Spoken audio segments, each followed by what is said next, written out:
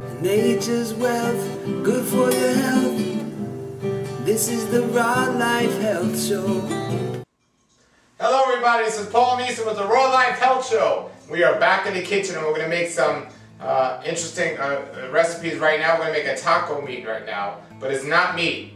We're on a raw vegan diet, so it's a vegan taco recipe. And this is just the meat of the recipe. It's very quick and simple. And then later on you can add the other natural ingredients to taco. You can add the tomatoes, the guacamole, the cheese, and not regular cheese, but vegan cheese and all that stuff. You can add it to a taco. But what we're going to do right now is we're going to make a taco meat. And we're going to add that. Then we're going to make like a taco cheese. And we're going to, vegan cheese. Then we're going to add that. We got some flax crackers today. We're just going to put them right on top of the flax crackers. Now you can use this recipe here as a dip, and you can just dip vegetables in it. You can use it in any traditional recipe you would use taco meat, or even sloppy joes. But first thing we're going to do is we have our ingredients here. Alright, here's our ingredients right here. We have first our walnuts. We have 2 cups of walnuts. Now they usually soak, but we didn't have time to soak them today, so we have 2 cups of walnuts. Then we have cilantro. This is fresh cilantro. We have a 1/4 cup of cilantro. Then we have our cumin powder. We're using cumin seed today, but you could also use cumin powder. This is cumin powder. We're using 1 tablespoon. And then we have coriander seed, which we're using 1 tablespoon of this as well. And then we have our namashoyu. We're using about 1 to 2 tablespoons of namashoyu. And we're using all these. That's our ingredients. We're going to make a taco meat. It's a very quick, easy, simple recipe. And we're going to be using a food processor today. And again, we're going to use the S-Blade. And I know my viewers there know why we call it an S-Blade. Good guess. Okay, so the first thing we're going to do is we're going to we have walnuts here. And we're going to take 2 cups of walnuts. Again, this recipe is only for it's 1 or 2 people, but if you want to use it for more people, you would have to increase the recipe, obviously. Or if you like to overeat, you'd have to increase it as well. Okay, so what we're going to do is we're going to take 2 cups of walnuts. Now, the nuts are usually better soaked overnight before you use them.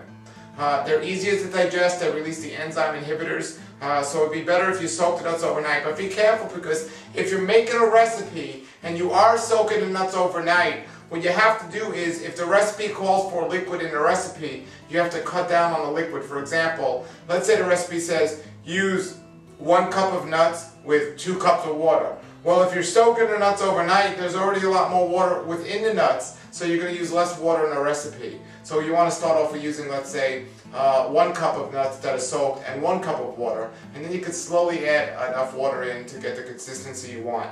But these nuts should have been soaked last night, but they weren't, and I just woke up today and I said I want to do a recipe, but I didn't have time to soak these.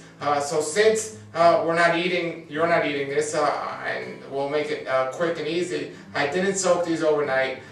So I might have to add a little more water to the recipe if needed. But what I'm going to do is I'm going to put the S-Blade into the food processor. You want to remember to do that. There's many times when you show somebody that corny joke about this is the S-Blade and why. I take it out and I forget to put it back in the food processor. So we're going to put it right here in the food processor, and then we're going to put those nuts right into the food processor. It's very simple. Anyone can do it, even you. The next thing we're going to do is we're going to take 1 tablespoon of cumin powder. So we're going to take 1 tablespoon of cumin powder. Now, again, we're not using a powder, we're using a cumin seed today. And it doesn't really make a difference, nobody's going to know. But we're using the seed, and we're going to take 1 tablespoon of that. Once again, anyone can do this, even you at home. If you're not a raw food chef, it doesn't matter. You're just mixing ingredients together. So we got 1 tablespoon there. And you can always add a little bit more later if you want to enhance the flavor. A lot of people always tell me, they say, Paul, I'm not a raw food chef. You don't have to be. That's just a fancy name to say, I know how to mix ingredients together. If you know how to make a tuna fish sandwich, which I don't necessarily recommend making tuna fish, but if you've ever made a tuna fish sandwich in your life, first time you made it, you might have put too much mayonnaise in it, too many onions in it, you might have burnt the toast, and it didn't taste too well. But after you make that for a while, it tastes great. Well, this is no more difficult than just mixing the ingredients together as you would in a tuna fish sandwich. But again, we're not recommending tuna fish. Maybe a raw tuna fish, which we'll make another day, but not now. The next thing we're going to do is we're going to take our coriander seed. Again, this is a very simple recipe. We're going to take 1 tablespoon of that. Again, anyone could do this, even you at home.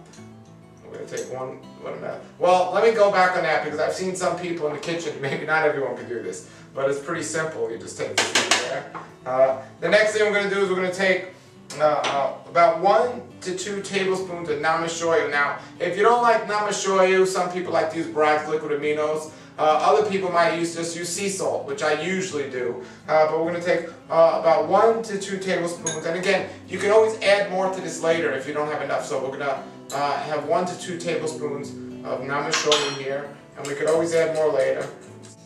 Okay. The next thing we're going to do is we're going to take a 1/4 cup of fresh cilantro. A 1/4 cup of fresh cilantro, and we already cut this up. We're just going to put that in there.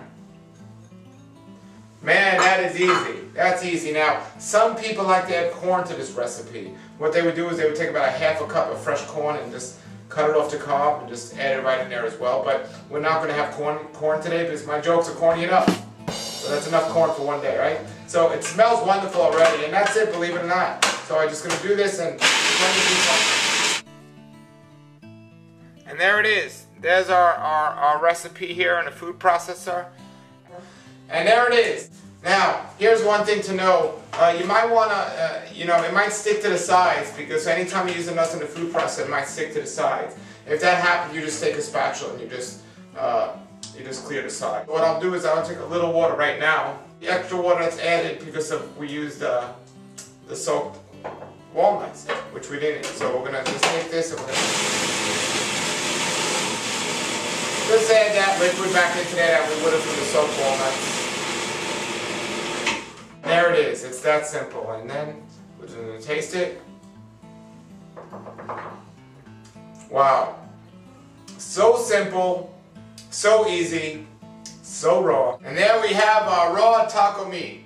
Simple, fun, easy. Alright, now this recipe, we're going to go make another recipe now. Next thing we're going to make is a macho nacho sauce for our tacos. So, that's the next recipe we're going to make. Nature's wealth, good for your health. This is the Raw Life Health Show.